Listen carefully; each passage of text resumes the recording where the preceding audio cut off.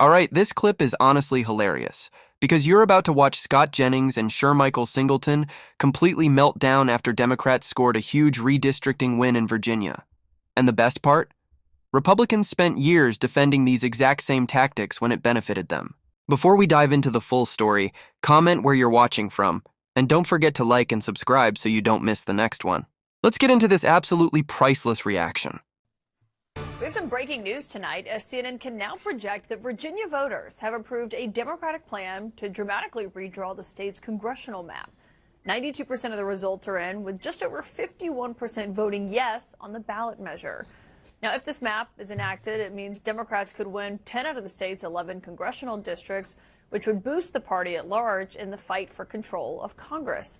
Harrington is here to join us. And Harry, obviously, there were a lot of questions of how this would go tonight. Tell us what we're seeing in these numbers so far. Yeah, I would just say, look, the yes side won. Yes, they are probably going to end up lower than the percentage that Kamala Harris won in terms of the margin. But you know what? A win is a win is a win. And this means a lot for Virginia. And I will just note, just look at this. They are basically going to gerrymander this state rotten. They are basically going to lock Republicans out of power in a state where Donald Trump got 46% of the vote back in 2024. House seats Republicans in Virginia are only going to really end up with 9%. That is quite the imbalance that's going on here, right? Of course, this is part of a larger national picture as well in terms of redistricting. And this, to me, is what is so interesting, right? Oh, we've had all this redistricting, right? It started in Texas. Then it was California. We've done Ohio. We've done North Carolina. We've done Utah.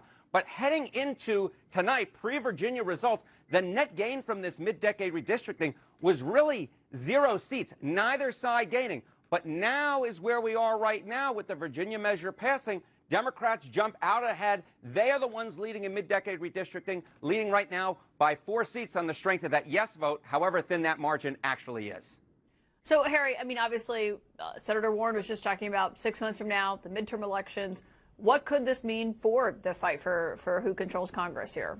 Yeah, I mean, if you know anything about the House of Representatives, and you're down in Washington, D.C., so you know a heck of a lot more than I do, I would just say this. The power right now, it's so tight, right? Every vote is so tight in the U.S. House of Representatives. So you just take a look here, and this gives you the math of why this vote was so important. If you talk about the margin of the GOP majority in the House post the 2024 election, it was 2 seats, 2 seats. That's how many seats they could lose on a vote before losing the majority.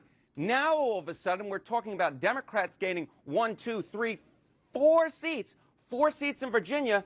The simple math here is 4 is greater than 2. Without Democrats needing to pick up any more seats, this would eliminate the Republican majority and instill a Democratic majority because the margins are so tight.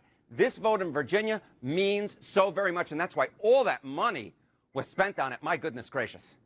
Yeah, a ton of money. Harry, thank you for doing that math for us. I know, it's very hard, very hard. This is why we keep you around. That's right. Harrington, thank you for that. For more on this, my political sources are here tonight. Shermichael, what's your assessment of what's happening? I mean, look, I'm not happy about this. What we're seeing is a gradual destruction of incentives in our country. So what happens when you create an atmosphere and an environment where compromise no longer exists?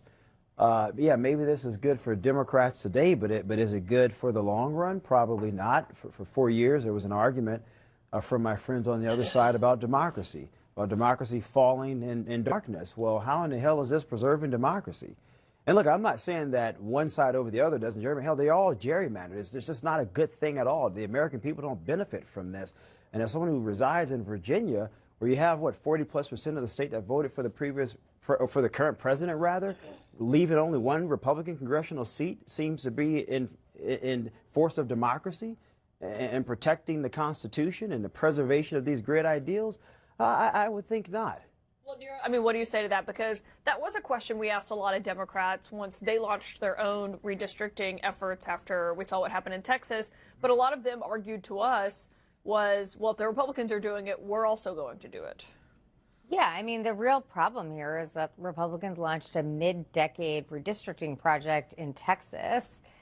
Virginia came up with its results, but Florida is likely to redistrict in the next couple of days. In fact, they held off for the vote, I think, for political reasons, but they are likely to redistrict. So at the end of the day, I think Democrats and Republicans will roughly match out to be equal. We don't know what Florida will do. I think maybe they'll be concerned that redistricting could end up, they could end up losing some of those seats because there could be such a great wave.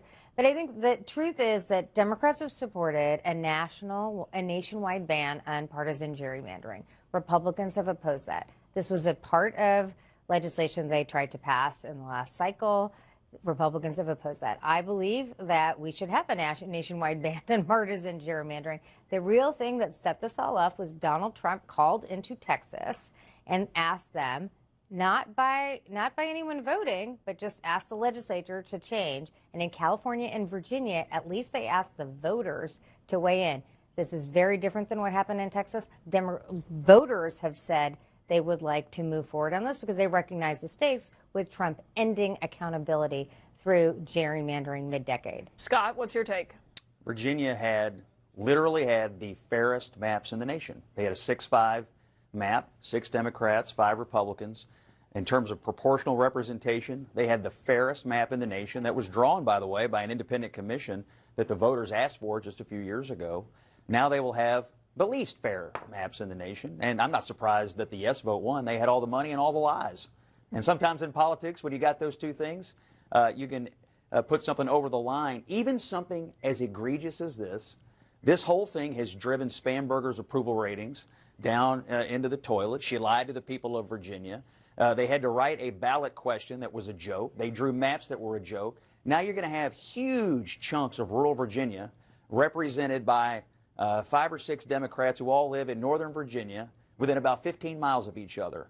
It's a complete joke. Everybody knows it. And there's a reason that all these national Democrats and all their money came into Virginia because, they don't really care about the people of Virginia. They just care about power. I mean, if we could just put that new map back up, Nira, I want you to respond to that. But if we could just put that new map back up, I mean, that's back up that you can see, obviously, what the proposed districts that were on this ballot look like. I mean, here's the thing. Unlike in Texas and other states, in Texas and Florida, they are not putting this up to the voters, right? Republicans, I don't know, they have a lot of money in their coffers. As far as I can see, the RNC has a lot more money than Democrats. Who spent a more? lot of them? But you know what the difference is? They may not have spent more because you're going to lose. Because the actual issue is, here's what motivated people in Virginia. The fact is that because Donald Trump decided to do a mid-decade redistrict in Texas, people believed that in order to level the playing field, you needed to ensure that Virginia acted. But you know what the difference is? Ridiculous is what's the one thing just to say no. With Texas, neither one of you said a word about Texas. Well, that's not true. I actually talked a lot about Texas, where was Scott and I wasn't happy about that. But let me just say this: the difference is Democrats have a number of seats still in the state of Texas. Now we can disagree on whether this made sense morally, ethically. That's a fair point. But in Virginia, you're eliminating all but one. They took 5 seats all but one. That's basic math. How is that at all fair?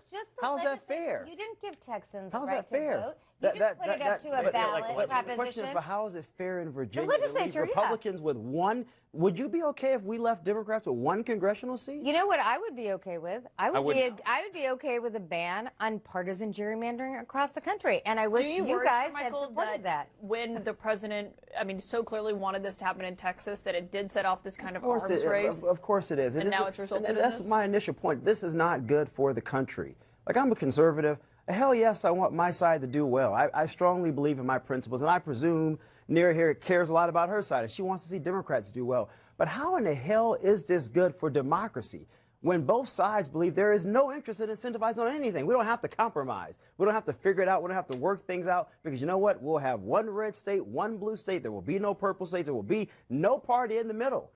How does that move things forward when you look at the things that this country is currently struggling with on the economic front, the education front, healthcare? You have China, our greatest adversary, that are moving leaps and bounds ahead, and we can't even govern ourselves appropriately. This should make any person in this country happy about where we are. You know, I agree.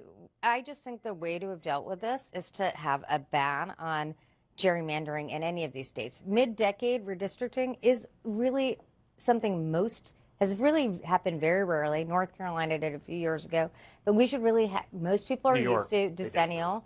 Most states are used to it, like doing it every decade. We should do it, and we should actually abandon all this. And I wish Republicans had joined the Democrats. Scott, if you were a member of Congress, would you vote to ban gerrymandering? Well, I actually am rather protective of the states making these decisions. That's a no. I don't really have a problem with states making decisions about this. What I have a problem with in this case, look, Texas did what they did. They had a right to do it. Virginia did what they did. What I have a problem with in Virginia is you had a fair map, and you also had an independent commission draw it, and you also had the governor, new governor, tell the people of Virginia during her campaign she wasn't going to do it. So this whole thing was built on lies, and the ballot question, if you read it, was a total joke. You showed the map of the districts. They're a complete joke. And so I think what they've done is they basically disenfranchised. It's like against democracy. It's against democracy to argue that you're against the voters. I'm a Republican voter in Virginia. I would never do this to Democrats. I don't agree with Democrats on a whole lot of issues. So you disagree There's with no it? way I would do this. You How is disagree this so with it on funny? a moral front, and you just on a principle front. Of course. But politically, I mean, if you're Mike Johnson tonight and you're looking at this, how does that make you feel about November? I mean, look, you'd be pretty pissed off, but I'll tell you this. Other Republican states are going to do the same thing. And Democrats should not be surprised if there's one congressional district or if there's 0 congressional districts, because that is where we are now. Yeah. Everyone stick around. We have a lot more to talk about with all three of you, not just Honestly, this entire reaction was hilarious to watch because the hypocrisy was just unbelievable. Republicans spent years defending aggressive redistricting, years building the modern gerrymandering playbook, and now suddenly they want to act shocked because Democrats finally decided to fight back using the exact same rules. That's the part Scott Jennings kept struggling with anytime Texas got brought up. Because when Republicans redrew maps in states like Texas and North Carolina, there was no outrage from these people, no speeches about democracy being destroyed. In Texas, lawmakers handled it directly without even giving voters a say. Meanwhile, in Virginia, voters actually approved this through a public ballot measure. So let's be honest here. This isn't really about fairness. It's about Republicans being frustrated that the strategy they normalized is now being used against them. And look, if people truly want fair maps nationwide, then support independent redistricting commissions everywhere.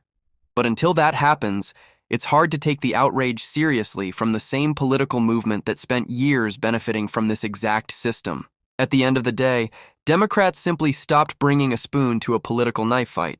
And judging by the reactions on this panel, Republicans clearly were not expecting that. Anyway, let me know what you guys think in the comments below.